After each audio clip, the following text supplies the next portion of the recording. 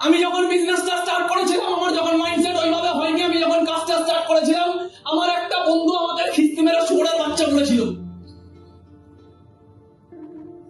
আমার জীবনে এত খারাপ লেগেছিল, কারণ আমি স্কুলে র্যাঙ্ক করা স্টুডেন্ট।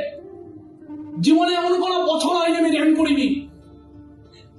पर यार मैं स्कूल में रैंक करता था, कॉलेज में रैंक करता था। मेरा दोस्त ने मुझे क्या बोला, गाली दिया। আমি গিয়ে আমার মেন্টারের কাছে গিয়ে কেঁদে ফেলি। স্মার্ট ভ্যালুতে যেই মানুষটা আমার মাইন্ডসেট করেছিল, সেই মানুষটাকে আমি আমার মেন্টার ভাবতাম, তার কাছে গিয়ে আমি কেঁদে ফেলি বলতে বলতে।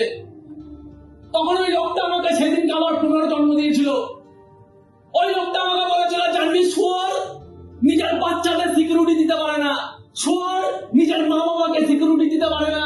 আরে তুই যে স্মার্ট ভ্যালু করছিস, কালকে তুই নিজের মায়ের জন্য না, তুই কত ছেলের মা বাবাকে বেটার জায়গা দেওয়ার জন্য